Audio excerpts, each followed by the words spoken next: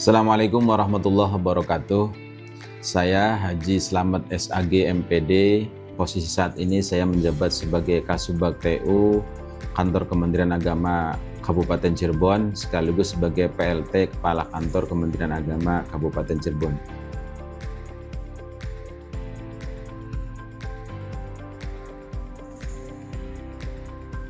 Memberikan pelayanan satu di jajaran Subag TU yang terdiri dari layanan keuangan, layanan perencanaan, kemudian kepegawaian, ada layanan kehumasan dan layanan JFT atau jabatan fungsional tertentu. Perkenalkan, nama saya Haji Muhammad Izzuddin SPhilI MH. Jabatan saya sebagai Kepala Seksi Bimbingan Masyarakat Islam Kantor Kementerian Agama Kabupaten Cirebon. Adapun tusi atau tugas dan fungsi dari Bimas Islam itu diantaranya adalah yang pertama, kepenghuluan. Jadi kita membawai para penghulu yang bertugas di kantor urusan agama kecamatan se-Kabupaten Cirebon yang memiliki tugas dan fungsi pelayanan terhadap masyarakat dalam bidang pernikahan. Fungsi yang kedua, keluarga sakinah. Kita memiliki peran untuk bagaimana melakukan bimbingan, baik bimbingan bagi pasangan yang hendak melangsungkan pernikahan atau pranikah, maupun bimbingan terhadap masyarakat yang membutuhkan terhadap keluarga sakinah. Yang ketiga adalah penerangan agama Islam. Di kantor urusan agama kecamatan itu kita memiliki kepanjangan tangan para penyuluh agama Islam yang tentu mereka memiliki peran strategis bagaimana membimbing masyarakat dalam bidang keagamaan agar masyarakat dapat menerima layanan atau bimbingan-bimbingan dalam bidang keagamaan. Tusi yang berikutnya adalah bina faham keagamaan Islam dan penanganan konflik. Kita juga bagaimana harus andil dalam penanganan konflik, baik konflik terhadap paham keagamaan maupun konflik antar agama. Berikutnya adalah seni budaya Islam, bahwa kita tahu momen-momen yang sangat sakral yaitu seperti musabaqah tilawatil Quran maupun STQ, ini merupakan bagian dari tusi dari bimbingan masyarakat Islam. Tusi yang berikutnya adalah tentang kemasjidan. Kita alhamdulillah sudah mempunyai aplikasi yang dinamakan SIMAS.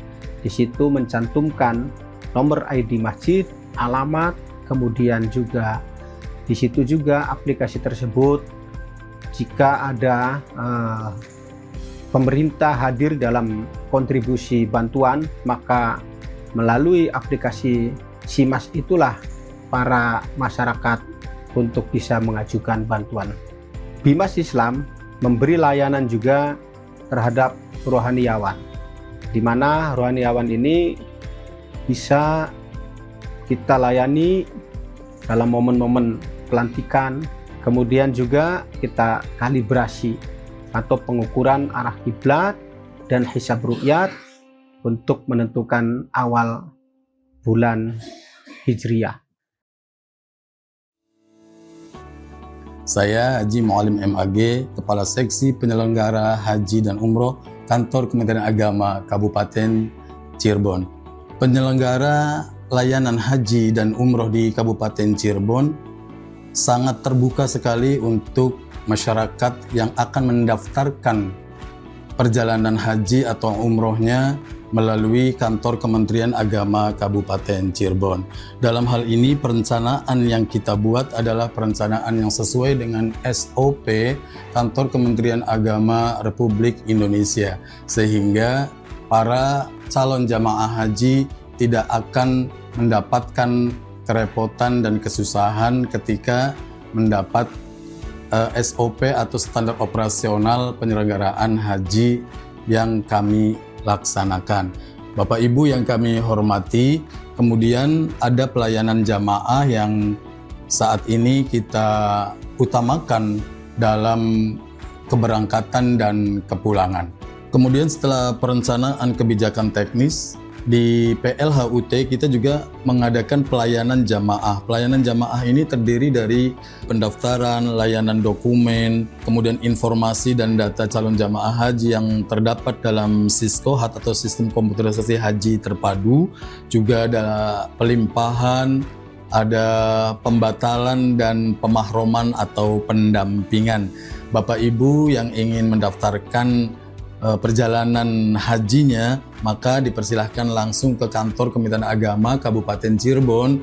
Dalam hal ini Pusat Layanan Haji dan Umroh Terpadu yang ada di Jalan Sunan Derajat nomor 5, Komplek Perkantoran Cirebon. Kemudian PLHUT juga memberikan bimbingan dan pembinaan terhadap calon jamaah haji melalui Binsik atau pembinaan manasik haji yang ada di setiap KBIHU di kecamatan dan di tingkat kabupaten. Kemudian kita juga ada fungsi pengawasan. Fungsi pengawasan ini adalah berfungsi untuk mengontrol jalannya manasik haji, bimbingan-bimbingan yang dilakukan oleh kelompok bimbingan ibadah haji dan umroh di tiap kecamatan atau tiap KBIHU, apakah sudah memenuhi standar atau belum sesuai regulasi yang ditetapkan atau belum, di mana KBIHU ini harus memberikan manasik ibadah haji minimal 15 kali pada calon jamaah haji yang ada pada kelompok bimbingannya masing-masing. Kemudian setelah pengawasan, kita juga tentu akan mengevaluasi semua jalannya penyelenggaraan ibadah haji di tahun berjalan, tentunya untuk memberikan layanan terbaik di tahun-tahun yang akan datang. Sehingga apa yang dirasakan kurang dalam pelaksanaan ibadah haji tahun ini, itu akan bisa kita tingkatkan di tahun-tahun yang akan datang atau tahun berikutnya. Bapak Ibu yang saya hormati, sebagai informasi, kami di Kabupaten Cirebon tahun ini kita sedang menunggu, di mana tahun ini kita ada perubahan kementerian dari Kementerian Agama ke Kementerian Haji dan Umroh. Mudah-mudahan dengan adanya pelimpahan dari Kementerian Agama ke Kementerian Haji dan Umroh ini akan memberikan dampak positif terhadap penyelenggaraan haji dan umroh di Indonesia, khususnya Kabupaten Cirebon. Kami dari Kepala Seksi Pendidikan Madrasah perlu diketahui bahwa di Seksi Madrasah kita melayani 5 bidang. Untuk yang pertama, kita di seksi kelembagaan. Nah, itu bidang kelembagaan. Kelembagaan ini kita melayani izin operasional madrasah.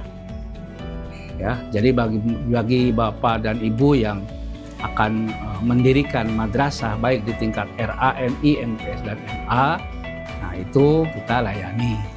Ya, dan perlu diketahui bahwa izin operasional itu keluarnya adalah 1 tahun 1 kali. Kemudian di kelembagaan juga ada bantuan operasional sekolah. Jadi BOS itu ada di kelembagaan. Jadi kita juga memverifikasi dan memvalidasi data BOS yang diajukan oleh madrasah. Itu seksi kelembagaan. Kemudian yang kedua ada kurikulum dan kesiswaan. Tentunya sesuai namanya bahwa kita juga melayani kurikulum yang ada di madrasah, baik di tingkat RA, MI, dan MTS maupun madrasah aliyah. Untuk madrasah aliyah memang kurikulum langsung di bawah bidang madrasah. Jadi tidak di tingkat kabupaten dan kota. Untuk di kabupaten itu kurikulum dari mulai RA, MI, dan MA, dan MTS. Nah, kita tahu kurikulum itu kan berubah-ubah dari mulai kurikulum 13, kemudian kurikulum Merdeka, dan pada tahun 2025 ini ada yang namanya kurikulum berbasis cinta. Jadi segala sesuatunya dipelajari dengan kasih sayang itu. Mulai dari ada ekoteologi dan lain sebagainya. Kemudian juga kesiswaan. Nah, kesiswaan itu kita juga melayani bidang kesiswaan. Apa itu yang kesiswaan? Kesiswaan itu ada lomba-lomba. Seperti yang baru saja kita lakukan adalah Olimpiade Madrasah. Olimpiade Madrasah itu ada berbentuk sains, ada juga berbentuk riset. Nah itu, kemudian ada kemah, ya kemah siswa, kemudian ada PMR, ada lain sebagainya. Pokoknya yang berhubungan dengan kesiswaan, OSIS dan sebagainya. Nah itu juga kita layani dan memberikan rekomendasi atau kita menyelenggarakan. Contoh misalnya Olimpiade Madrasah kita menyelenggarakan, misalnya kepramukaan kita menyelenggarakan, atau ada aksioma, ya ajang kreativitas siswa madrasah baik seni dan olahraga, itu kita ngadain dari tingkat MI, MTS dan juga aliyah, itu kesiswaan. Nah, kemudian yang ketiga tentang guru dan tenaga kependidikan. Nah, guru dan tenaga kependidikan juga kita melayani kebutuhan guru. Apa sih kebutuhan guru? Ya guru itu dari mulai gajinya, tunjangannya, nah itu kita yang layani. Begitu juga tenaga kependidikan. Tenaga kependidikan kita juga melayani karirnya, termasuk kan tenaga kependidikan itu ya kepala TU dan kepala madrasah. Nah, itu kita layani, ada penilaian kepala madrasah dan lain sebagainya. Kemudian sarpras, sarana dan prasarana. Nah itu juga kita layani. Jadi seluruh madrasah, sarana dan prasarananya kita layani. Baik itu perbaikan atau rehab ataupun ruang kelas baru atau ruang bangunan baru. Tetapi sekarang dengan adanya digitalisasi madrasah, maka tidak ada lagi yang namanya ajuan sarpras itu melalui manual, tapi sekarang melalui aplikasi. Semua kegiatan di madrasah itu berbasis digital, ya, dengan platform kan digitalisasi madrasah. Dan yang terakhir kita juga melayani tentang EMIS, ya, elektronik data madrasah. Jadi data seluruh madrasah terbentuk siswa, RAB, ya, rencana kerja madrasah, RKAM. Nah itu kita layani. Jadi pokoknya seluruh kegiatan yang ada di madrasah, dari mulai gurunya, siswanya, sarana dan prasarananya, perangkatnya, kurikulumnya, ya semua kita layani. Itulah kegiatan seksi madrasah. Maka boleh dikatakan seksi madrasah itu adalah seksi yang paling sibuk di antara seksi-seksi yang lain, karena melayani seluruh madrasah di Kabupaten Cirebon yang berjumlah 734 lembaga. Jadi kita layani, kita punya RA 336, kita punya MI 188, kita punya MTS 134, kita punya aliyah 77 aliyah, ya. Jadi itu semua kita layani dari mulai gurunya, ya kan, kurikulumnya, siswanya, dan bangunannya intinya. Saya Haji Ahmad Kholik MHI, Kepala Seksi Pendidikan Diniyah dan Pondok Pesantren, Kantor Kementerian Agama Kabupaten Cirebon. Seksi Pendidikan Diniyah dan Pondok Pesantren ini merupakan wujud dari atau pengewujudan dari Undang-Undang Nomor 18 Tahun 2019 tentang pesantren. Dari undang-undang ini kita bisa dapat memahami ada 3 fungsi pesantren, yaitu fungsi pendidikan, fungsi dakwah, dan fungsi pemberdayaan masyarakat. Undang-undang ini juga mendorong pesantren untuk berperan aktif dalam pemberdayaan masyarakat baik secara ekonomi maupun sosial. Bukti atau kontribusi Kementerian Agama untuk mendorong pesantren supaya berdaya adalah Kementerian Agama memberikan beberapa bantuan kepada pondok pesantren, seperti bantuan inkubasi ekonomi kepada pondok pesantren, yang insya Allah pada tahun ini di Kantor Kementerian Agama Kabupaten Cirebon sudah ada 11 lembaga yang akan mendapatkan bantuan inkubasi untuk pondok pesantren, dan bantuan-bantuan yang lainnya, bantuan insentif untuk guru, baik itu guru yang ada di pondok pesantren atau guru yang ada di madrasah diniyah takmiliyah atau yang ada di satuan pendidikan lain yang ada di bawah naungan pendidikan diniyah dan pondok pesantren. Dari undang-undang ini juga ada suatu pengakuan dari negara tentang peran penting bagi kiai sebagai sosok sentral di suatu pesantren untuk membentuk karakter santri. Kemudian ada juga majelis masyayikh, yang memang ketetapan majelis masyayikh ini ditentukan oleh Kementerian Agama Pusat, yang mereka nanti bertugas untuk merumuskan dan menetapkan sistem penjaminan mutu pendidikan di lingkungan pondok pesantren. Saya Muhammad Ikhlas, Kasih Pais Kementerian Agama Kabupaten Cirebon. Di antaranya tupoksi kami adalah perencanaan, layanan, pelaporan, pembinaan, dan evaluasi. Layanan adalah melayani kebutuhan-kebutuhan dari stakeholder kami, di antaranya melayani kebutuhan guru dalam hal mendaftar akun siaga, layanan terhadap guru dalam hal mendaftar PPG, terus mengkawal mereka selama PPG, mengkawal mereka untuk mendapatkan NRG, terus sampai mendapatkan TPG, tunjangan profesi guru, dalam hal ini guru PAI. Layanan kami juga adalah mengusulkan pencairan tunjangan profesi guru, yaitu GPAI, yang ada di PAUD, pendidikan dasar yaitu SD, terus SMP, SMA, SMK, itu terkait layanan. Kemudian kami juga tupoksi kami adalah pembinaan. Dalam hal pembinaan ini yaitu membina dari tingkat pengawas sampai ke guru-guru. Kembali guru adalah dalam hal ini guru PAI di SD, PAUD, SD, SMP, SMA, dan SMK, dalam artian di lingkup Diknas. Jadi kami ini seksi yang berkantor di Kemenag, tetapi melayani umatnya ada di distrik. Kami dari Seksi Penyelenggaraan Zakat Wakaf akan memberikan informasi terkait beberapa pelayanan yang ada di penyelenggaraan zakat wakaf.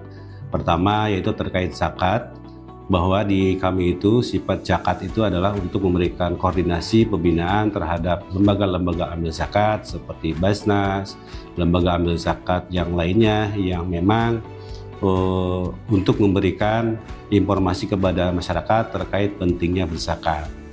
Dua, terkait masalah wakaf, yaitu melakukan beberapa pembinaan-pembinaan kepada pejabat pembuat akta idar wakaf, dalam hal ini operator-operator siwak yang ada di KUA, untuk lebih efektif dan efisien dalam melakukan penginputan dalam aplikasi siwak yang memang hasilnya terkait akta idar wakaf. Sistem informasi wakaf yaitu siwak yang ada di KUA dan melakukan koordinasi dengan BPN terkait pengukuran tanah wakaf untuk dijadikan sertifikat wakaf. Dan alhamdulillah pada tahun sekarang banyak kita koordinasi baik dengan BPN dan akhirnya itu bisa menghasilkan sertifikat wakaf yang lebih cepat dan efisien. Kami di samping memberikan pelayanan secara offline, kami juga memberikan pelayanan secara online. Nah, pelayanan secara online ini kita gunakan banyak sekali media sosial yang kita pakai. Ada YouTube, ada TikTok, kemudian ada Instagram dan jenis-jenis layanan sosial media yang lainnya. Kami berharap dengan paduan atau dengan hybrid dua layanan ini, baik online maupun online ini, kita mampu memberikan layanan secara sempurna terhadap masyarakat. Paling tidak keberadaan Kementerian Agama ini di Kabupaten Cirebon berdampak kepada masyarakat. Masyarakat merasakan bahwa ada Kementerian Agama yang memberikan layanan-layanan yang dibutuhkan oleh masyarakat. Dan ke depan kami terus membaharui, menginovasi, menyempurnakan layanan-layanan di Kemenag Kabupaten Cirebon agar ke depan lebih berdampak. Saya kira itu yang bisa saya sampaikan. Terima kasih, kurang lebih mohon maaf. Wallahul muwaffiq ila aqwamit thoriq. Assalamualaikum warahmatullahi wabarakatuh.